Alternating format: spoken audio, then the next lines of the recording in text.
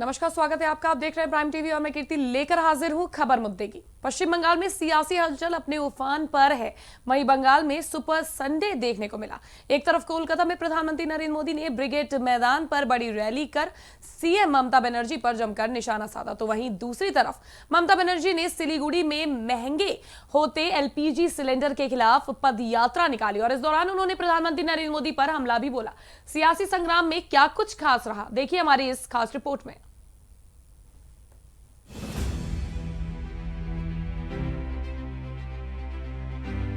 आसमान छूती जा रही महंगाई, विशेषकर पेट्रोल, डीजल और रसोई गैस के बेलगाम दामों के खिलाफ तृणमूल कांग्रेस सुप्रीमो और मुख्यमंत्री ममता बनर्जी ने मोर्चा खोला। ममता बनर्जी ने सिलीगुड़ी के दार्जिलिंग मोड़ से हाशमी चौक तक पदयात्रा कर केंद्र सरकार की जन विरोधी नीति का विरोध किया। बता दें कि ममता बनर्जी के विरोध जुलूस में महिलाएं एलपीजी सिलेंडर लेकर सम्मिलित हुईं। मुख्यमंत्री ने हाशमी चौक पर सभा को भी संबोधित किया। मुख्यमंत्री ममता बनर्जी ने कहा कि हमने विकास कार्य कराए हैं और विकास के बल पर हम फिर से सरकार बनाएंगे। भाजपा की केंद्र सरकार ने गरीब जनता की कमर तोड़ दी है। इसका परिणाम है पेट्रोल, डीजल और रसोई गैस की कीमतों में बेतहाशा वृद्धि होना। वहीं डीजल की कीमतों की वृद्धि से किसानों को भी परेशानियों का सामना करना पड़ रहा है। रसोई गैस की कीमतों में वृद्धि से गृहिणियां दिक्कत महसूस कर रही हैं, पर केंद्र सरकार को गरीब जनता की परवाह नहीं है। ममता ने कहा कि पीएम मोदी बड़ी बड़ी बातें करते हैं, कहते हैं बंगाल में परिवर्तन होगा, बंगाल में टीएमसी आएगी, पर अब असल परिवर्तन दिल्ली में होगा। आपको बता दें कि ममता बनर्जी की पदयात्रा में कई लोगों ने एलपीजी सिलेंडर के लाल रंग के कार्डबोर्ड की प्रतिकृतियां ली हुई थी, जिसका नेतृत्व टीएमसी प्रमुख ममता बनर्जी कर रही थी। इस पदयात्रा में मंत्री चंद्रमा भट्टाचार्य और पार्टी के सांसद मिमी चक्रवर्ती और नुसरत जहां भी शामिल थी। ममता बनर्जी ने केंद्र सरकार पर सब कुछ बेचने का आरोप लगाते हुए कहा कि दिल्ली को बेच दिया, डिफेंस, एयर इंडिया, बीएसएनएल जैसे तमाम संस्थानों को बेच दिया, कल को ये ताजमहल भी बेच देंगे। पटेल जी के नाम पे बनने वाले स्टेडियम का नाम बदलकर अपने नाम पर कर लिया। जब कोरोना काल था तब तो मैं घूम रही थी, मोदी बताएं वो कहाँ थे। टीएमसी प्रमुख ने आगे कहा कि उज्ज्वला की रोशनी कहाँ गई। देश में सिर्फ एक सिंडिकेट है और वो है मोदी और अमित शाह। ये सिंडिकेट बीजेपी की भी नहीं सुनता। उज्ज्वला को लेकर कैग की रिपोर्ट कहती है कि घपला हुआ, मोदी के लोगों ने पैसे खाए हैं।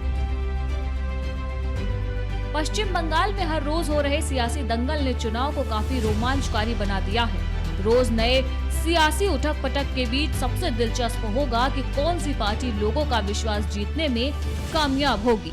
बहरहाल परिणाम चाहे जो भी हो, आगे आने वाले दिनों में ये चुनाव इतिहास जरूर कायम करेगा। Desk report, prime TV.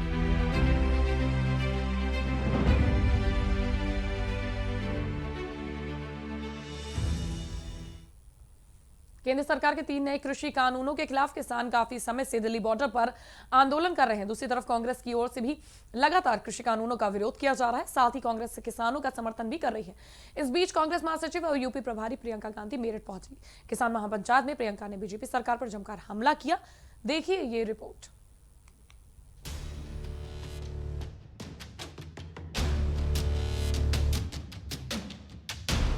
Congress की ओर से लगातार कृषि कानूनों का विरोध किया जा रहा है। साथ ही किसानों का समर्थन में भी कांग्रेस खुलेआम सामने आ रही है। इस बीच कांग्रेस नेता और यूपी प्रभारी प्रियंका गांधी उत्तर प्रदेश के मेरठ पहुंची, जहां कांग्रेस पार्टी की किसान महापंचायत हो रही थी। इस दौरान प्रियंका गांधी ने कहा कि बीजेपी सरकार किसानों का शोषण कर रही है। यहाँ प्रियंका गांधी ने कहा कि प्राइवेट मंडियों में एमएसपी नहीं मिलेगी, कुछ समय बाद एमएसपी ही बंद हो जाएगी। ये कानून आपकी भलाई के लिए नहीं बल्कि मोदी के खरबपति मित्रों के लिए बनाए गए हैं। इसके साथ कांग्रेस नेता ने कहा कि आज किसान लाखों की संख्या में दिल्ली बॉर्डर पर बैठा है। तो क्या इस देश के पीएम और देश की सरकार को उनका आदर नहीं करना चाहिए?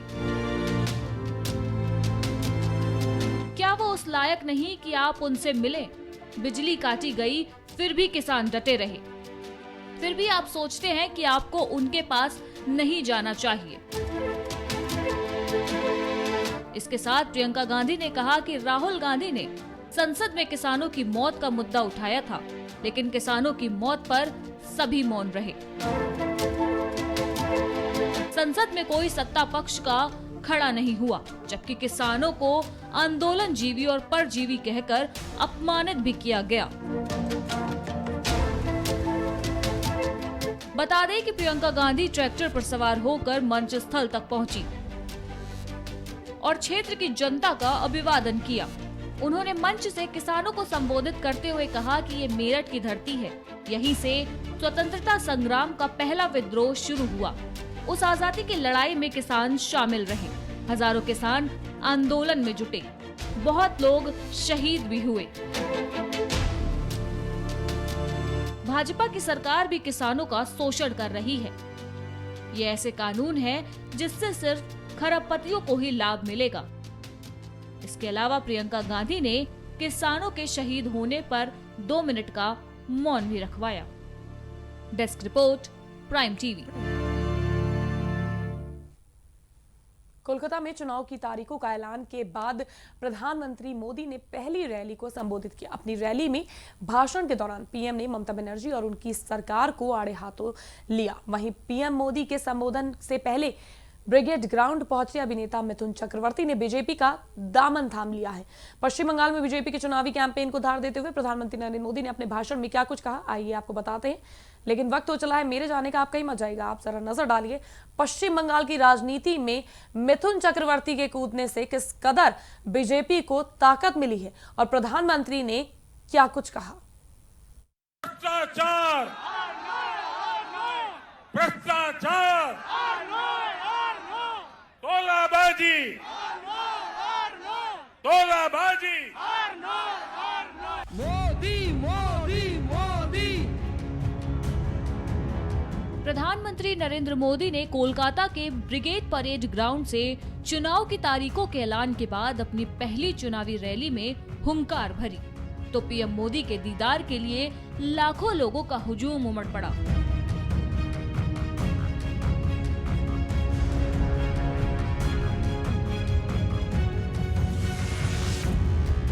पीएम नरेंद्र मोदी ने अपने संबोधन में ममता बनर्जी और वामपंथ पर कटाक्षों की बरसात कर निशाना साधा।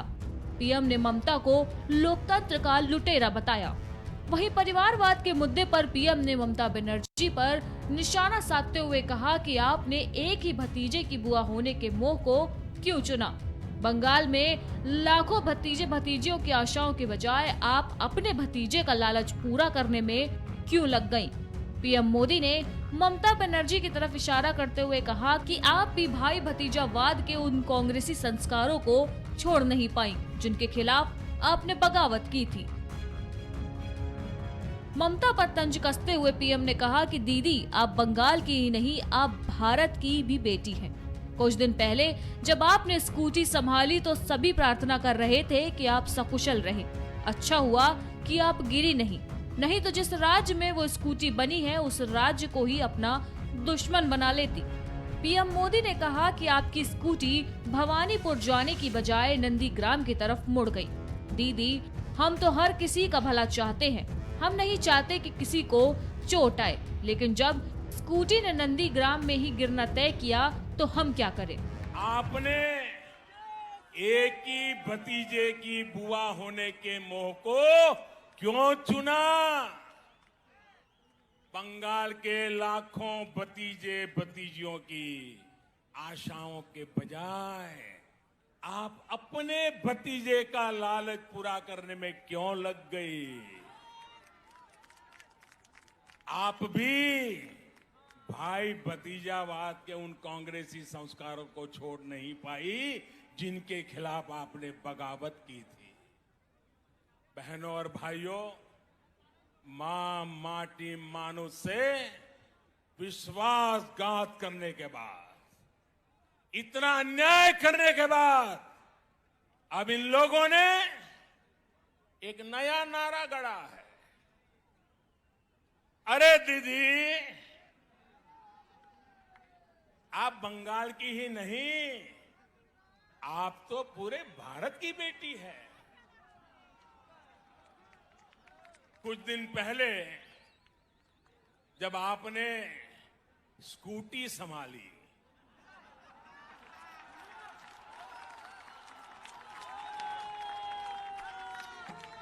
तो सब लोग प्रार्थना करते थे आप सकुशल रहे, आपको चोट न लग जाए। अच्छा हुआ आप गिरी नहीं तो जिस राज्य में वो स्कूटी बनी है उस राज्य को ही अपना दुश्मन बना लेती। पीएम ने ममता पर कटाक्ष करते हुए कहा कि वामपंथियों के विरुद्ध ममता दीदी ने परिवर्तन का नारा दिया था। पश्चिम बंगाल से मां माटी मानुस के लिए काम करने का वादा किया था। पिछले 10 साल से यहाँ टीएमसी की सरकार है। क्या सामान्य बंगाली परिवार के जीवन में वो परिवर्तन आया जिसकी उसे उपेक्षा थी? ममता बनर्जी पर निशाना साधते हुए पीएम मोदी ने कहा कि बंगाल के लोग आपसे केवल यही एक सवाल पूछ रहे हैं। बंगाल में परिवर्तन के लिए ममता दीदी पर भरोसा किया गया था, लेकिन ममता दीदी ने भरोसा तोड़ दिया। इन लोगों ने बंगाल का विश्वास तोड़ा। इन लोगों ने बंगाल को अपमानित किया, यहाँ की बहन बेटियों पर अत्याचार किया, लेकिन ये लोग बंगाल की उम्मीद कभी नहीं तोड़ पाए। प्रधानमंत्री मोदी ने यह भी कहा कि अगले 5 सालों का विकास बंगाल के आने वाले 25 सालों के विकास का आधार बनेगा। प्रधानमंत्री मोदी ने कहा कि बंगाल शांति, सोनार बांग्ला और प्रगतिशील बांग्ला चाहता है। सोनार बांग्ला का सपना पूरा होगा। शायद कुछ लोगों को तो ऐसा लगता है कि आज 2 मई आ गई है।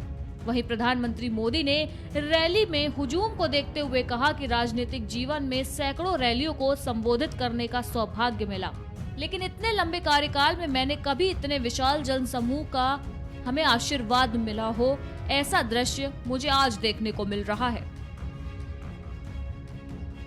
राजनीतिक जीवन में सैकड़ों रैलियों को संबोधन करने का सौभाग्य मिला है, लेकिन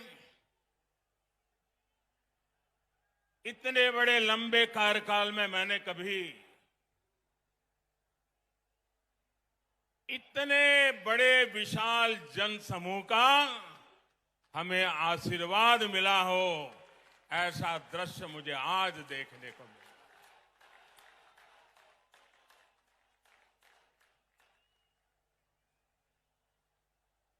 जब मैं हेलीकॉप्टर से देख रहा था, मैदान में तो जगह नजर नहीं आ रही है, लेकिन मैं देख रहा था सारे रास्ते इतने भरे पड़े हैं, लोग भागते हुए इधर की तरफ चल रहे हैं। मैं नहीं मानता हूं कि वो पहुंच पाएंगे। मैं फिर एक बार इतनी बड़ी तादाद में आप आशीर्वाद देने के लिए आए, मैं भारतीय जनता पार्टी के सभी कार्यकर्ताओं की तरफ से आपको सादर फिर से एक बार प्रणाम करता हूं। वहीं पश्चिम बंगाल में होने वाले विधानसभा चुनाव से पहले बॉलीवुड के डिस्को डांसर मिथुन चक्रवर्ती ने ब्रिगेड ग्राउंड में बीजेपी का दामन थाम लिया। इस दौरान उन्होंने मंच से हुंकार भरी। उन्होंने कहा कि मैं कोबरा हूँ, कोई हक छीनेगा तो मैं खड़ा हो जाऊंगा। बीजेपी में शामिल होने के बाद उन्होंने कहा कि जब मैं 18 साल का था तब से ही गरीबों की मदद करना चाहता था। आज ये सपना पूरे होने जैसा है। बीजेपी में शामिल होने के बाद मंच से भाषण देते हुए मिथुन चक्रवर्ती ने कुछ फिल्मी डायलॉग भी बोले। Special desk, prime TV.